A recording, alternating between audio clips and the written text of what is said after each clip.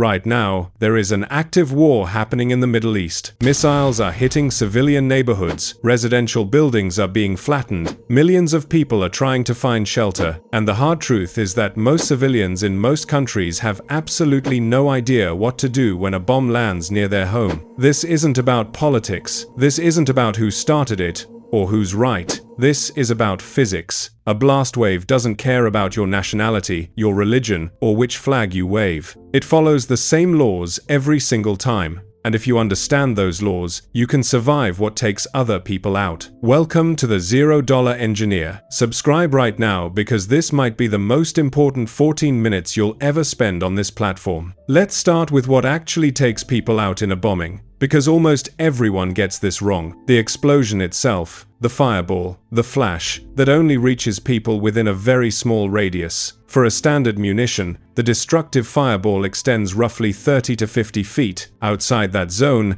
fire isn't your problem. The blast wave is your problem. A blast wave is a wall of compressed air that expands outward from the point of detonation. Near the source, it travels at over 700 miles per hour.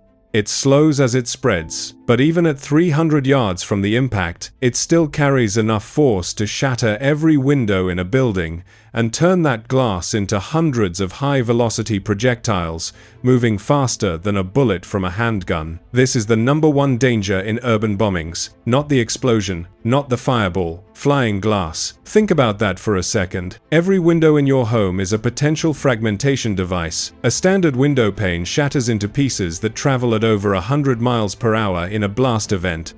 A large living room window can produce over 1,000 individual glass fragments. Each one is capable of causing a serious injury, and most homes have 10, 15, 20 windows. The math is terrifying when you actually run it. Studies from conflicts in Lebanon, Syria, Ukraine, and now Iran consistently show the same pattern. The majority of civilian bombing casualties are caused by secondary fragmentation. Glass, concrete chunks, splintered furniture, metal fragments, objects that were perfectly safe 1 second ago, turned into dangerous projectiles by the pressure wave. And here's what makes this worse. Most people's instinct when they hear an explosion is to run to the window and look. That instinct is the single most dangerous mistake a civilian can make during a bombing. If a second strike hits, and modern military doctrine frequently uses double strikes on the same location, you are standing directly in front of the most dangerous surface in your entire home. Before I show you exactly how to turn any room in your house into a blast shelter using $0 and basic physics,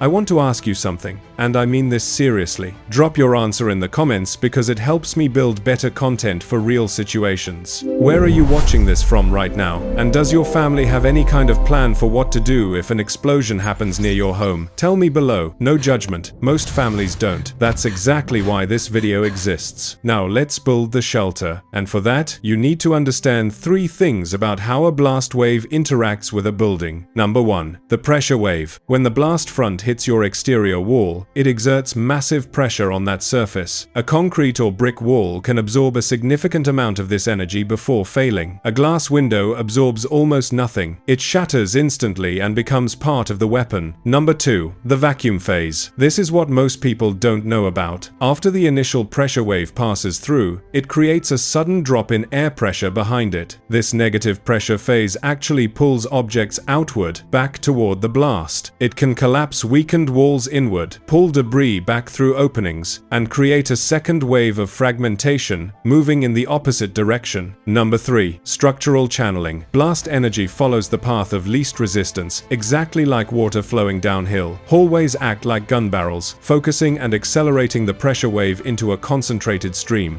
Open doorways funnel energy into rooms. Stairwells can amplify the force vertically through multiple floors. The geometry of your building determines where the blast energy concentrates and where it dissipates. This is why people who shelter in hallways sometimes suffer worse injuries than people in rooms. The hallway funneled the blast energy directly to them, and it's why a closed door, even an interior hollow core door, can mean the difference between a survivable overpressure and a devastating one. A closed door doesn't stop the blast, but it disrupts the channeling effect and forces the energy to waste itself breaking through the door before it reaches you. Understanding these 3 mechanics changes everything about how you choose where to shelter. The ideal blast shelter inside a normal home follows 5 rules, and every single one of them is based on the physics we just covered. Rule 1. Get to an interior room with no exterior walls and no windows. The further you are from any exterior surface, the more material the blast wave has to penetrate before reaching you. Every wall it passes through absorbs energy. A bathroom in the center of your home, a closet surrounded by other rooms, a hallway intersection away from any windows. These are your safest positions, not the basement, unless it has reinforced ceiling. A standard basement ceiling is just the floor of the room above,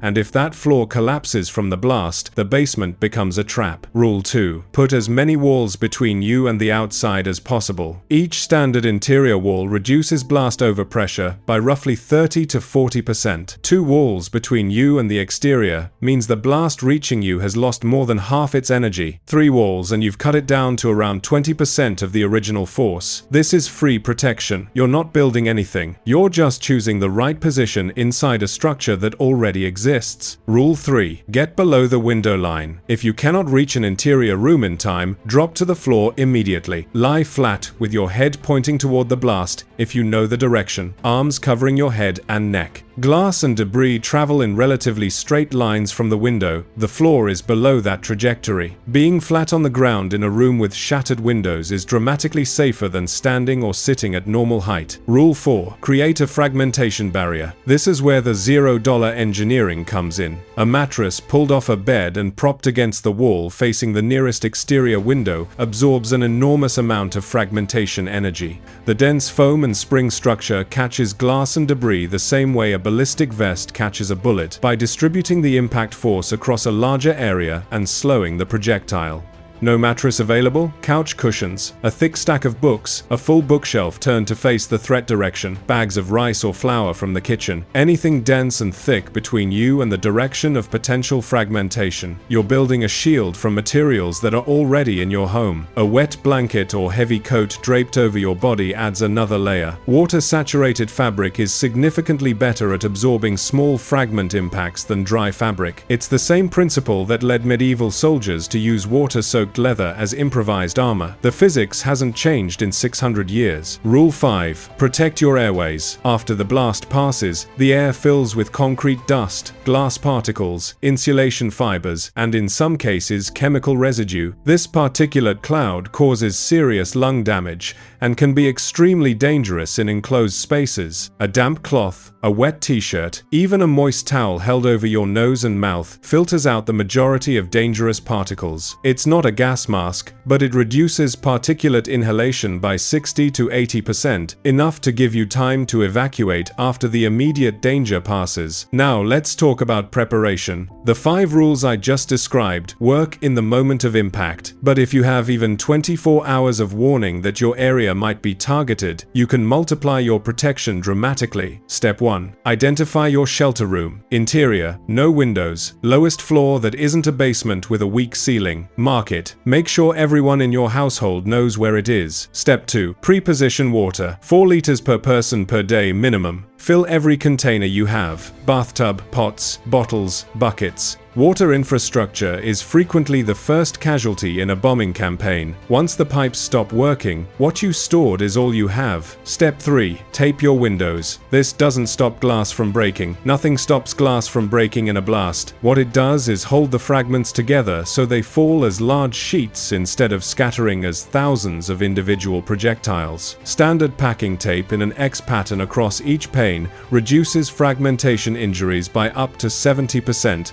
according to military civil defense studies. Step 4. Prepare a go bag near your shelter room. Documents, medication, phone charger, cash, water bottle, flashlight, 1 change of clothes. If you need to evacuate after a strike, you grab 1 bag and move. Decision fatigue paralyzes people in emergencies. 1 bag removes the decision. Step 5. Know your building's structure. If you live in a reinforced concrete building, you're in a significantly better position than wood frame or unreinforced masonry. Concrete buildings flex and absorb blast energy. Wood frame buildings shatter. If your home is wood frame and you have access to a concrete structure nearby, a parking garage, a commercial building, a school, know the route to get there fast. Step 6. Establish a family communication plan. When cell networks go down, and they will go down, every member of your family needs to know one predetermined meeting point outside the home and one outside the neighborhood. No phones needed, no internet needed, just a location everyone memorized in advance. Families that have this plan reunite in hours. Families that don't can be separated for days or longer. And one final preparation step that most people skip: practice. Walk your family through the route from wherever they spend the most time in your home to the shelter room. Do it once, time it. You'll be shocked how long it takes when people are confused. That one practice run cuts the response time in half when it matters for real. Let me run the numbers so you see what we've done. A person standing near a window during a strike at 300 yards has roughly a 40 to 60% chance of serious injury from glass fragmentation alone. That same person lying flat on the floor in an interior room behind a mattress barrier with taped windows, with a wet cloth over their airways, has reduced their injury probability to under 5% from the same strike, at the same distance. The difference isn't luck. It isn't expensive equipment. It isn't a government-issued shelter. It's physics, position, material density, fragmentation management, and airway protection. 4 principles that cost nothing and change everything. There's something that needs to be said here that goes beyond physics. I started this channel to show you that knowledge beats equipment, that you don't need expensive gear to solve problems that billion-dollar industries want you to think require their products. That's still true. Every video on this channel proves it. But this video is different, because I wish this video didn't need to exist. There's a version of this world where nobody needs to know how to build a blast shelter from a mattress and packing tape, where no parent has to decide which room in their house is safest for their children, where the physics of blast waves stays in textbooks, instead of being something families learn from necessity. I make these videos because knowledge saves lives, and I believe you deserve access to that knowledge for free. But the deepest truth of survival isn't about thermodynamics or blast physics or fragmentation patterns. It's that every single system I teach you on this channel exists because somewhere, at some point, human beings chose violence over peace, and no amount of engineering can solve that. The best survival system ever invented is a world that doesn't require one. Until that world exists, we'll keep building, we'll keep learning, and we'll make sure that knowledge goes to the people who need it, not the people who can afford it. That's what this channel is for, and that's why I'll keep showing up every 3 days. Now, surviving the blast is only the first problem. What happens in the 72 hours after the strike when there's no electricity, no running water, no food supply, and no one coming to help? The physics of urban survival without infrastructure, how to find water, how to stay fed, and how to move without becoming a target, is exactly what we cover in the next video.